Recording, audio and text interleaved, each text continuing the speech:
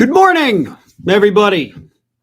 It is Friday, March 6th. Thank you all for joining the chat. Already kind of going nuts over here. So many people and so many breaking stories to talk about. So we're going to get into how all the women in Trump's life have disappointed him because he hates women anyway, in just a few moments. But first, I have to take a little bit of time here to address a couple things that have already happened just this morning slash late last night. The first one is to address a comment that I actually saw come through the other day. That I did not, I didn't address it in the chat. I didn't read it out loud, but it was Monday or Tuesday talking about the administration, bombing the girls' school in Iran. And a comment came through. I don't even remember who said it. I don't know if they were a troll or a fan or what, but they said, Iran is the one who bombed the school. And no, that comment bugged me a lot. One, because, I don't want to give any inaccurate information, but two, it was said as such a statement of fact that it was like, okay, well, let's see. The Pentagon came out last night and confirmed it was the United States, and it was 175 people dead in that elementary school. So more than double the death toll that we had thought. And the Pentagon said, yeah, we did that. We did it. So, maybe not jump to conclusions and take the United States word for it when we've started a war already based on lies. The most obvious answer is typically the answer. And yes, the Pentagon, the military investigators, a report from Reuters came out late last night that said, yeah, all the evidence suggests we're the ones who bombed the school and killed 176 people. So I wanted to address that, just because, again, somebody had said that, and it kind of bugged me. Not that they're like, you're wrong, but the way they emphatically were like, you're totally wrong, taking the administration's word instead of the obvious answer. Second thing I want to talk about, the files. The Epstein files, folks. We got a very redacted, but not as redacted as I thought it would be, version of the FBI interview with the woman who claims to have been a victim of Donald Trump's assault. This is the individual who spoke to the FBI 4 times in the year 2019. And after she spoke to the FBI, Epstein was found deceased in his jail cell. So I am going to read for you part of the file. So here it is, because I want everybody to understand what this woman said Donald Trump had done. Name redacted recalled at least one incident in which Epstein took her off of the island when she was between 13 to 15 years old. He drove her and or flew her to either New York or New Jersey. She was, quote, introduced to someone with money. It was Donald Trump. Name redacted and Epstein were with others to include Trump in a very tall building with huge rooms. Trump did not like, name redacted, from the get-go. He didn't like that I was a boy girl, referencing a tomboy. Name redacted could not recall the identities of the other individuals present. However, they exited when Trump asked everyone to leave the room. Trump mentioned something to the effect of, let me teach you how little girls are supposed to be. Trump unzipped his pants and put head down to his penis, name redacted, bit the shit out of it. Trump struck, name redacted, and said words to the effect of, get this little bitch the hell out of here. Name redacted advised she bit Trump's penis because he disgusted her. He had money. It reeked off of him. At that point, people re-entered the room. No further information provided. Name redacted recalled a blonde, beautiful woman. And then that, ellipses there. Name redacted got the feeling the relationship between Epstein and Trump included a certain amount of jealousy. She thought Trump appeared jealous of Epstein, but at some point they ended up on level playing fields. Trump and Epstein sometimes used the terms fresh meat, untainted, and not jaded while referring to girls. At the time she heard it, name redacted, did not understand the term not jaded. She subsequently looked up the word jaded. Name redacted stated she had 2 additional interactions with Trump, but she asked that the interview move on to a different subject for the time being. Approaching her at some point that day after her interaction with Trump, the woman said, "Let me give you a tip, little girl, about your breasts. Wear a bra every night." Those words have stayed with her throughout the years. So I wanted to read that in its entirety. Not necessarily for my audience, for the people that are here all the time, but because I want those words in these files to exist beyond that. I want Trump supporters, I want MAGA to come across those words. Because maybe a handful of them will start to think a little critically. Because I want everybody to think about this fact. What did this woman have to gain from, as the administration says, lying about what Trump did? She wasn't filing a civil suit.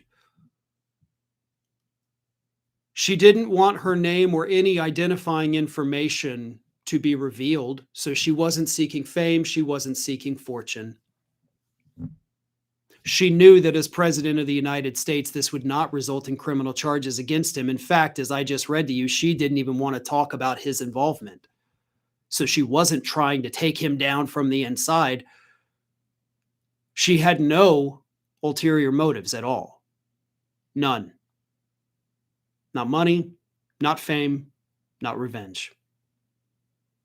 That is what I want the Trump supporters to think about when they automatically assume that this woman was lying. If somebody tells a lie, there is a purpose for them to tell a lie.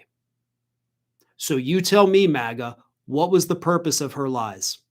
I've already identified the only 3 possible things and debunked all of them. So give me something else.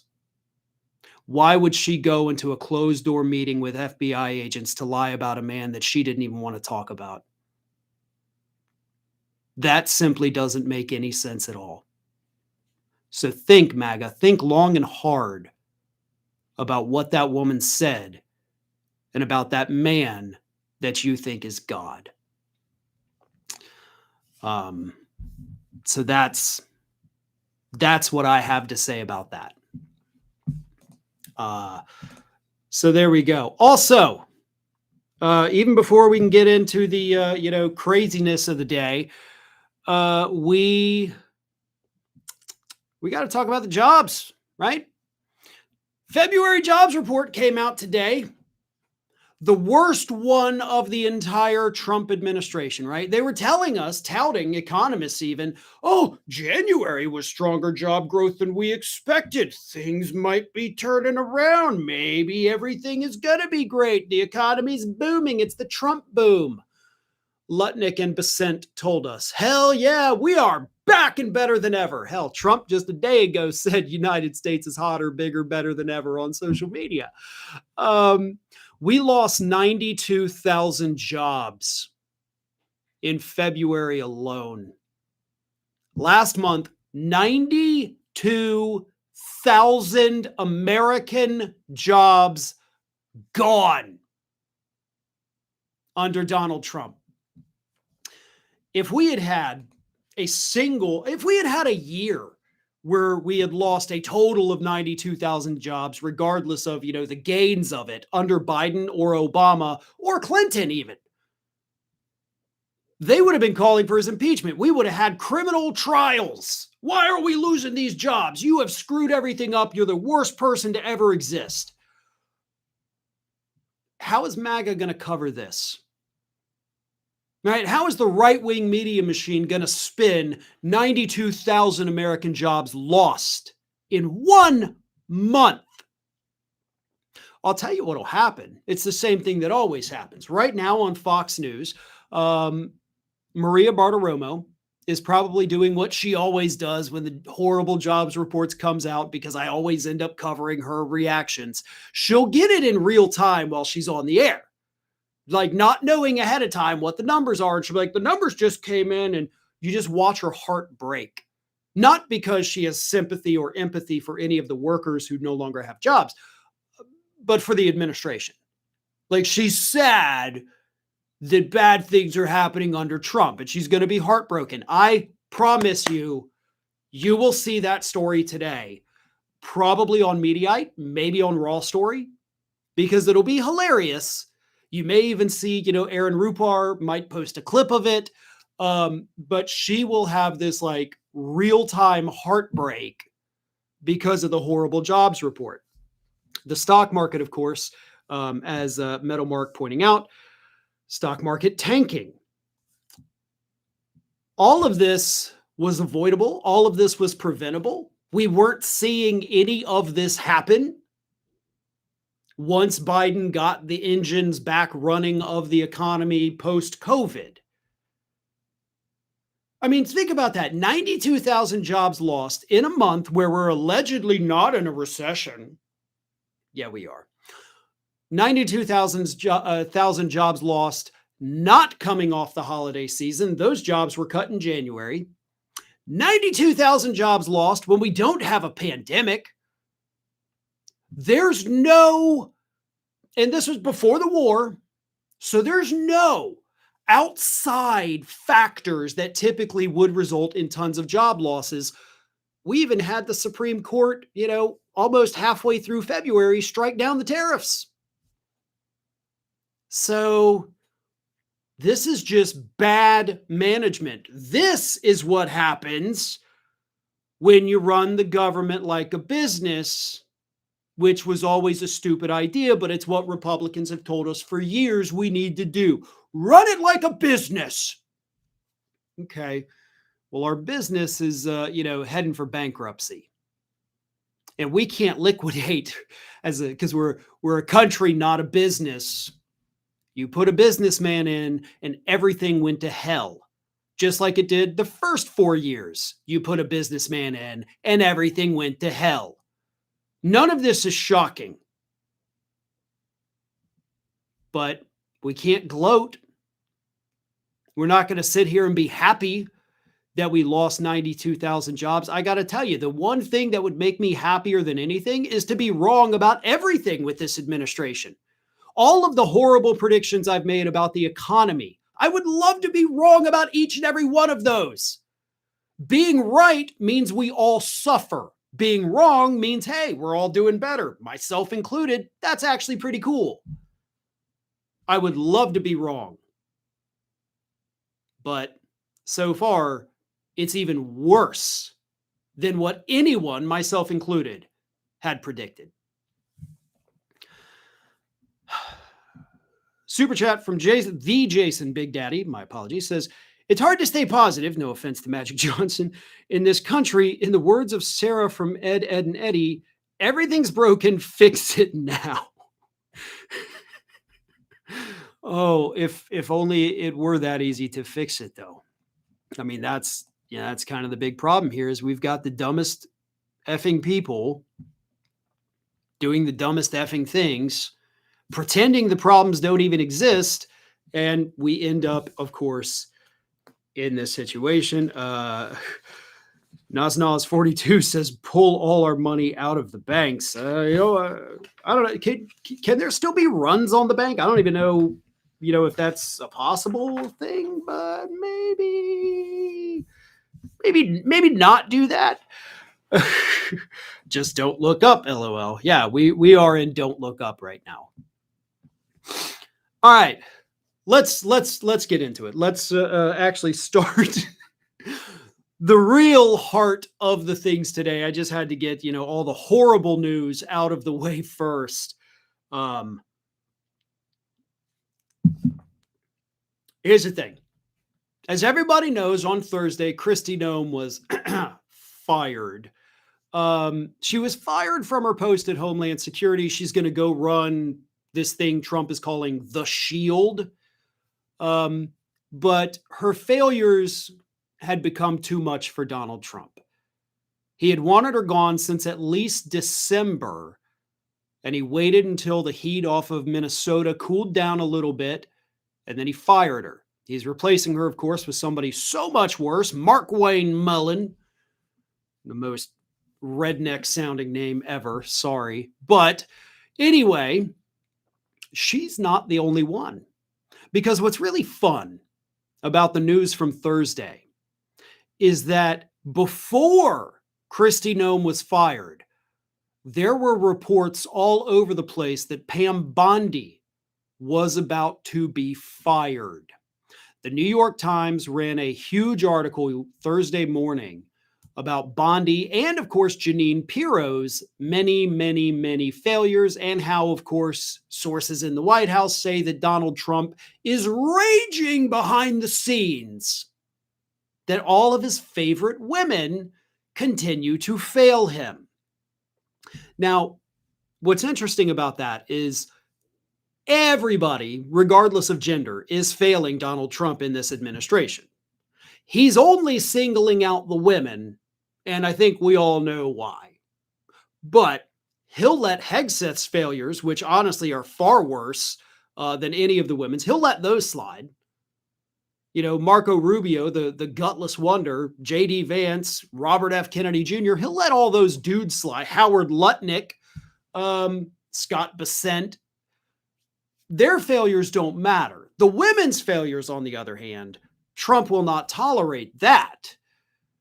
So Pam Bondi is likely going to be the next individual from this administration that gets reassigned, I guess would be the way to put it, with this administration. But here is what New York Times reporter Michael Schmidt said. The double whammy of dissatisfaction could mean her job security is tenuous at best.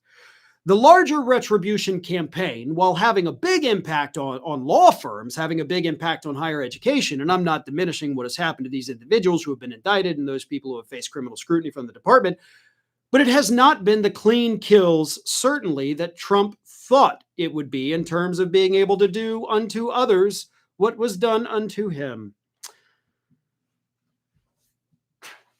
He also pointed out that some of these hardcore MAGA folks in Congress are now calling for Bondi's resignation because of the Epstein files. And he also pointed out the fact that Jeanine Pirro, not in the cabinet, but U.S. Attorney for D.C.,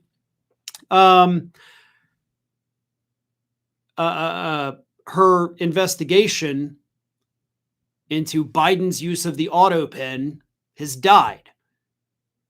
Gone. They wanted to prosecute President Biden for using the auto pen, but according to sources inside the U.S. Attorney's Office, there's no law against it. In fact, there's not only no law against it, there's actually a Supreme Court ruling confirming that, yeah, you're allowed to do that. So they can't find any law, any way to twist any existing law to make it seem like Biden using the auto pen, which Trump has already done repeatedly in his second term and, of course, did throughout his first term, is somehow illegal. So that fell apart, and Trump is pissed. He really thought he would get Biden on this. He's pissed off that James Comey can't be indicted. He's pissed off that Letitia James can't be indicted by anybody. Not that they physically can't be indicted, but his people are so incompetent, they can't indict any of these people because none of these people committed crimes. So he's mad. He's raging. And the dominoes have started to fall. Kristi Noem, of course, has become the first high-profile member of this administration to be fired. And now that that seal has been broken, we will see others. Right? Trump has ripped the Band-Aid off. So bring it on. Let's fire as many people as possible, Donnie. You know you love doing it. Hell, that's your catchphrase. What are you waiting for? They're just going to keep letting you down. Now, don't get me wrong. Anybody who replaces them will also let him down. But For the time being, these idiots deserve their comeuppance. And I am encouraging Donald Trump to please, hilariously, and in the most humiliating way possible, give it to them. Super chat came through from Fergie. He says, we'll soon learn she spent $10 million filming her getting fired by him as an homage to The Apprentice. Scorpio ZA says, I had a laugh. Kyle Kalinske is calling Pete Hegseth Pete Kegsbreath. Yes, I am childish. That's clever. That's really clever. I like that. Kyle's a clever dude, though. He's quick-witted, and I like it. Andre Brandon says, call your senators and tell them to block Mullen from becoming the head of Homeland Security. I agree, absolutely. But unfortunately, with people like Fetterman on the Democratic side, who needs Republicans, Fetterman doesn't give a damn about anything. In fact, speaking of Frankenstein, let's talk about him. And yeah, I'm going to be an a-hole to Fetterman now because he's an a-hole to the American people and to people abroad. John Fetterman on Thursday became the only Democrat to join with almost all the Republicans in the Senate to block a war powers resolution that would have prevented Donald Trump from being able to do anything more to Iran. The Republican, of course, who voted with the Democrats and actually co-sponsored the war powers resolution was none other than Republican Senator Rand Paul.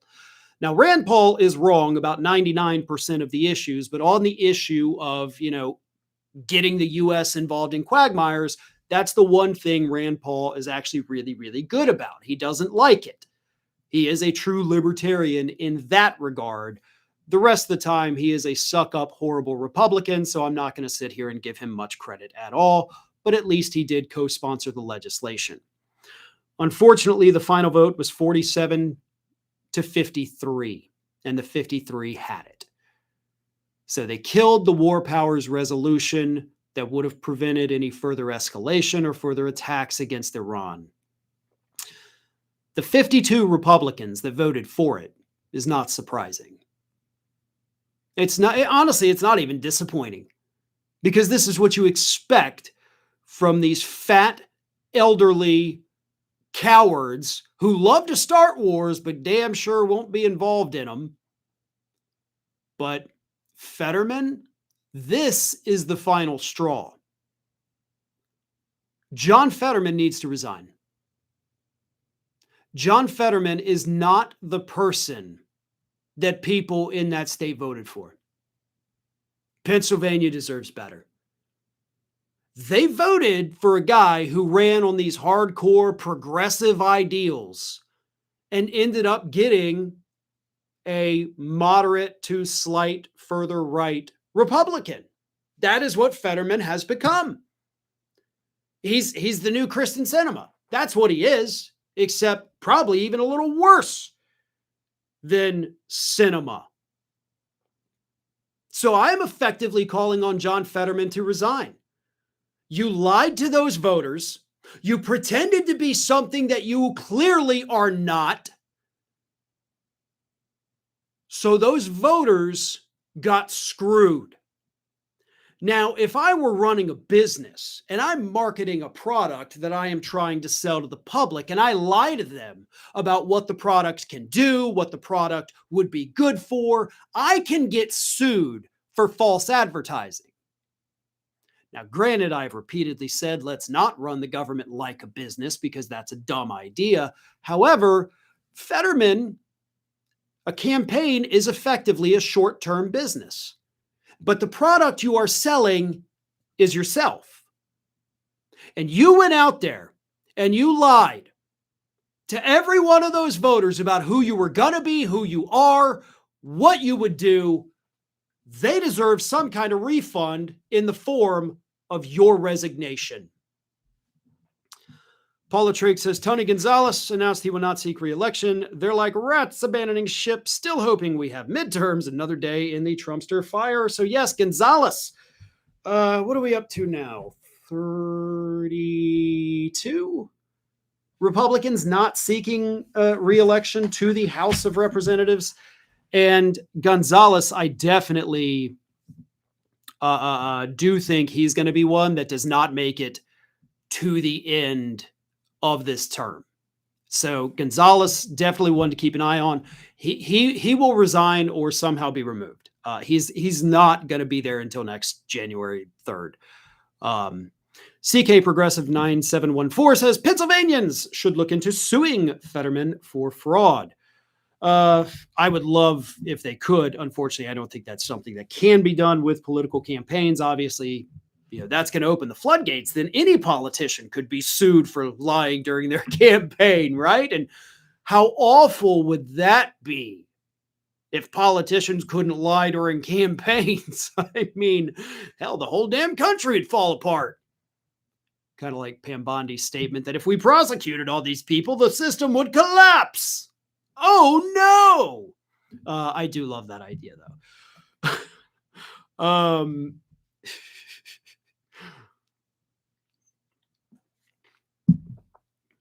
Your political parties confuse me. In Canada, party leaders whip the vote. Yeah, they're supposed to here. They just don't care. They just genuinely, I don't even think these idiots care about what's happening anywhere in the world anymore. All they care about is going back to their constituents every couple of years and saying, like, vote for me again. Everybody else sucks, but I was good. But everybody says that. And the idiot voters are like, he's right. Ours is good. The other, 99 senators, actually 98, because we got 2 from our state. The other 98 are the bad ones. Our 2 are good. Or my representative is good. The other 434, those people are just trash. And the problem is when you have every person in every state thinking those things, then you're all wrong. All of you. The entire voting public. Sorry, I don't know why. Like the tip of my nose just kind of itchy today. Listen. Hey, there we go. Kelly Just Why says, my reps aren't good, LOL. Neither is mine, nor are my senators. Paul Gustafson says, Farron, does Mark Wayne have to resign from the Senate for the nomination before going up for approval, or can he wait until after Senate approval? That's a good question that unfortunately I do not know the answer to. I think he can stay because in the off chance he doesn't get confirmed, he would just go back to being a senator. So I think he can stay. A lot of times they do resign so as not to create a conflict, a visible conflict. But I think he can stay. Moondragon says, my rep, Marie Perez, definitely sucks. Chris Huggins says, Jeffries and Schumer need to go. They are feckless. I like that. Feckless is a fun word. And you're right. They're both trash as well. Let's move on. We got a little bit more Iran to talk about, of course. And this is actually a story that I had missed from earlier in the week. Obviously, news this week has been coming fast and furious. So a couple things, obviously, couldn't necessarily keep track of all of them. So this is one I actually didn't even see till late yesterday.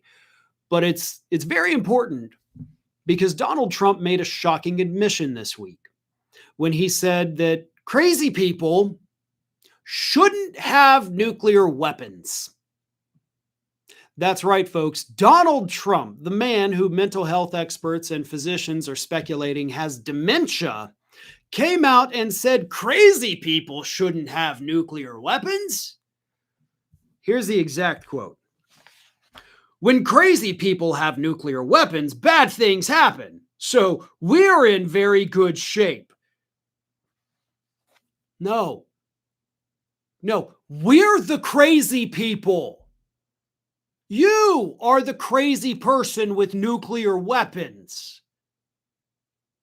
You don't know where your own father was born, what country your father was born in. But you have more nukes and the sole authority to fire them than anyone else on the planet. You can't speak properly. You can't even stand up for more than a minute or two at a time. And yeah, sure, that's not crazy. That's just your body crapping out on you. You've got these sores popping up all over your body that you still won't tell us what the hell's going on. You're rotting from the inside out. But you have more nukes than anyone.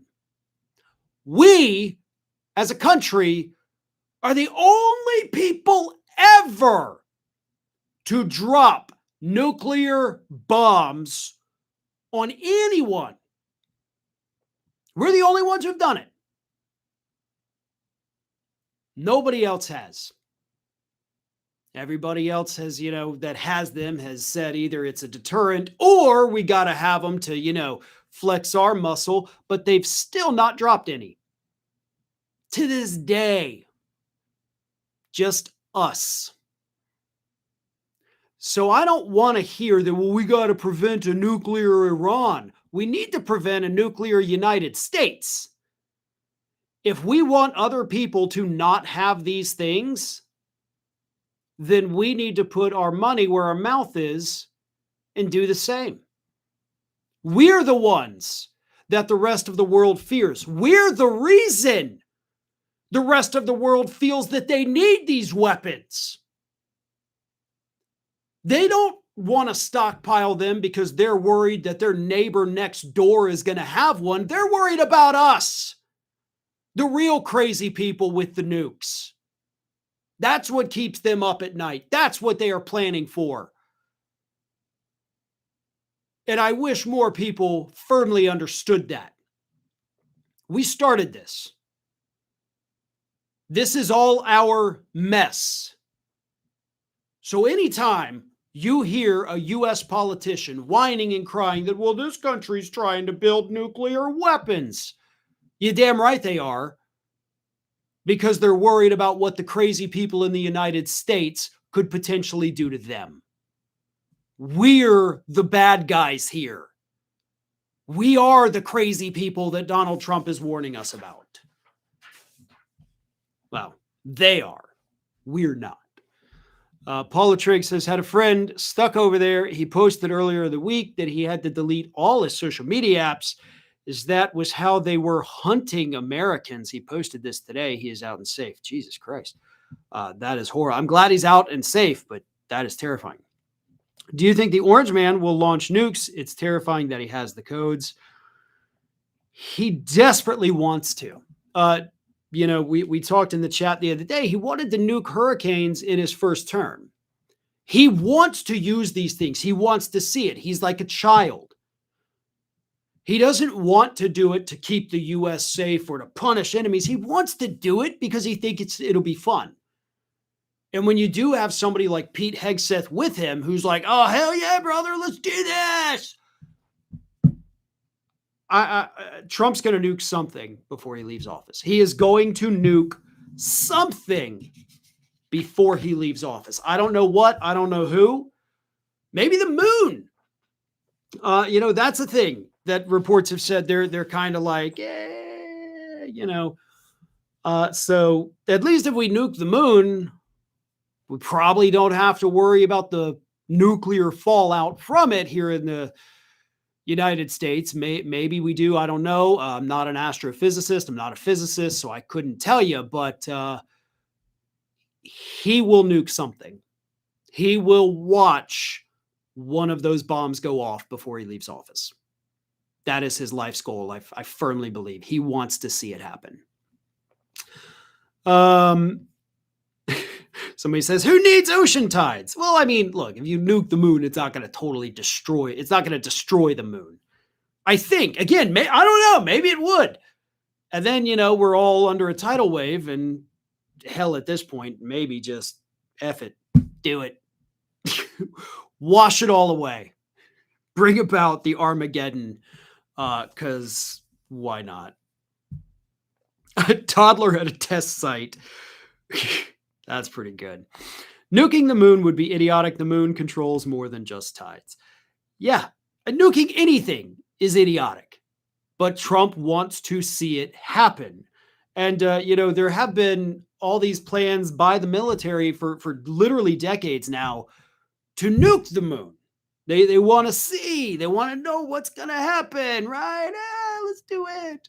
And it's definitely, I don't think it's off the table. Trump would rather see it up close. Like, he doesn't want to see a video.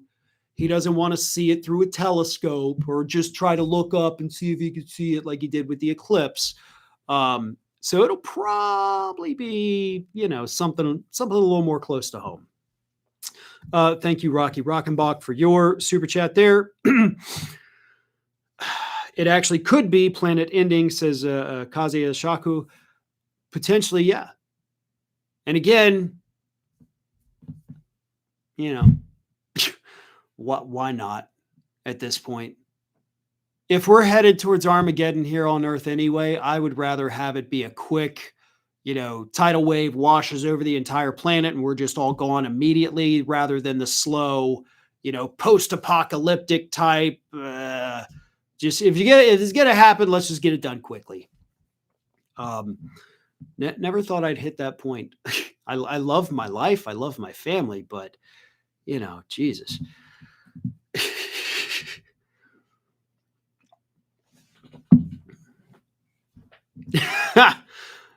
Janet, aka Gemstar Dragon, with her redacted comment. I love it. I just bought a new bike. Let's not have Armageddon just yet. Yeah, I don't want any of that to happen. Tyler Liverpool says there are treaties that we signed with the radiation. He can. Nope, sorry, the comment moved and I was reading through another one. But anyway, so there are treaties. We can't nuke space. Yeah, there's treaties. There's lots of treaties that this administration has already broken too. So to them, those mean nothing. Skeets here says, one huge truth about the orange idiot is his life always goes the same way. Everything he touches gets destroyed. Thankfully, it is waking up America. Not enough of us and not fast enough. That's the only thing that bugs me about that. Let's move on here. Trump is freaking out right now about gas prices. Gas prices soared once again overnight from Thursday to Friday by 10% national average. 10% increase overnight for gasoline prices here in the United States. And of course, this is 100% because of his attack against Iran. A huge percentage of the world's oil passes through the Strait of Hormuz. And right now, the Strait of Hormuz, I know at least at the beginning of the week, it was totally shut down. So supply chains across the planet have been interrupted by the lack of this, crude oil, petroleum. And maybe it's partially back open, but it's still not flowing the way the world needs it to, which of course gives oil companies carte blanche to go ahead and just jack up those prices for everybody, even though, this is the funny part, even though the gasoline you're buying that, went up overnight, that didn't just come here this week, okay? That's not oil that they pumped a couple days ago, got it refined and processed and sent over, and no.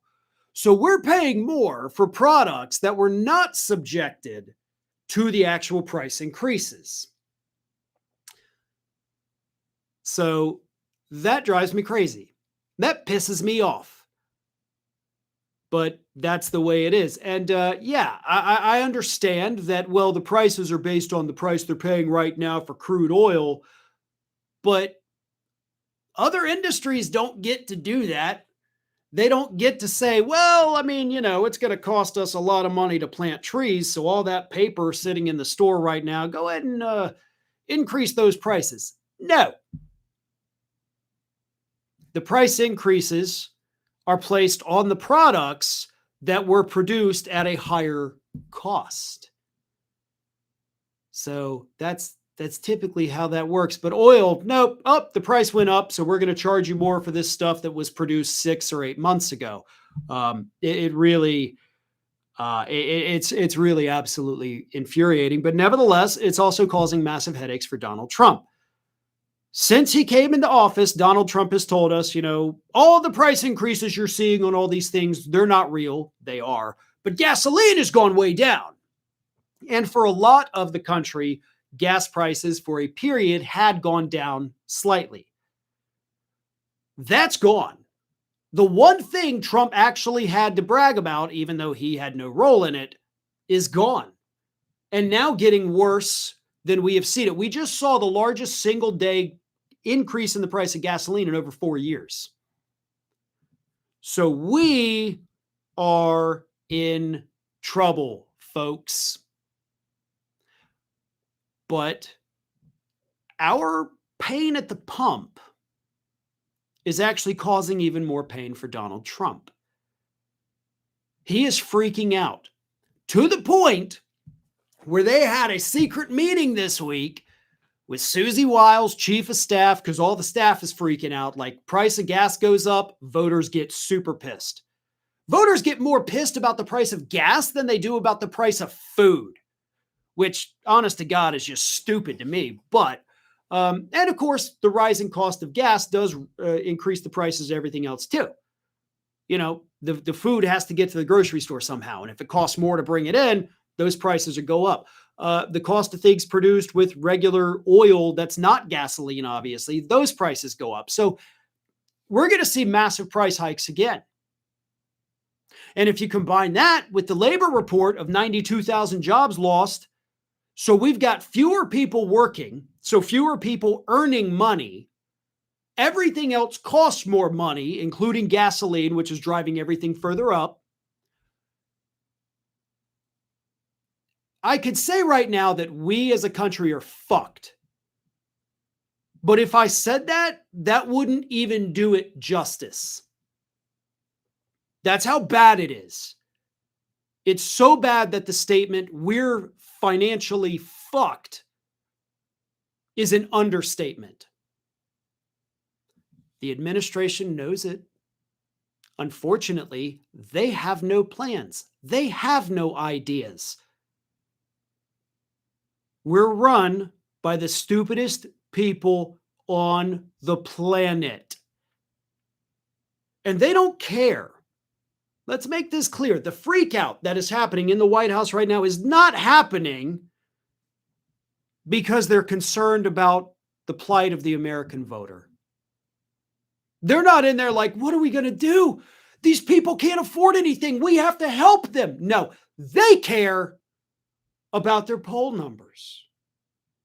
Oh no, people are going to be mad at us. We're the victims.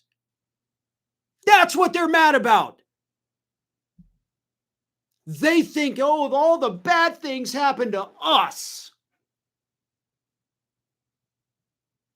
They're insulated from the actual pain that the rest of us feel. Insulated either being, because they are wealthy beyond their wildest imaginations, or whatever it is. They don't feel what we feel. They don't experience what we experience. They have no empathy because they are physically, mentally incapable of feeling empathy for anyone. They're freaking out because they're worried about how it's going to affect them.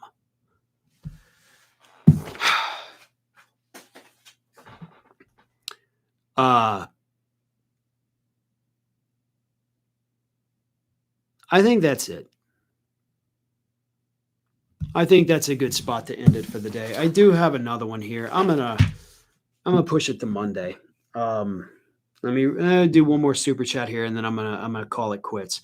Zentoin says, with how the administration is going about making illegal wars, how long do you think it will take for Trump and his cronies to get arrested because they stepped foot outside of America? Too soon, I hope. I do think that they sincerely run the risk of that when this administration is over. I hope they do, at least.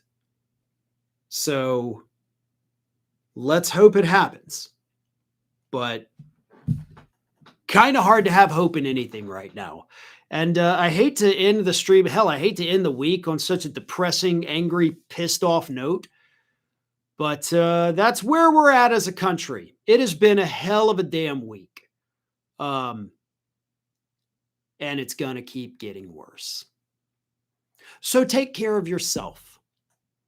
Do something today, this weekend, whatever it is. Take some you time. Do something you enjoy. Find something to find joy in. I know I'm going to go do that. So please take care of yourselves mentally, physically. Skeets here says, let's talk some food to lighten the mood. I appreciate that, and I would love to do it, but I'm out of gas for today, unfortunately. Although I made the best fish tacos I've ever had in my life this week. Not last night, the night before. Freaking perfect. Zinthwin says, I've been arrested by another country. Take care. Oh, yeah, no. I know. That's what I'm talking about. But that would require, international criminal court, things like that. Because I don't think an individual country is going to end up doing that. Anywho, listen, if you're not subscribed, please do subscribe. Tons of great content still coming up throughout the rest of the day. Most importantly, go take care of yourselves.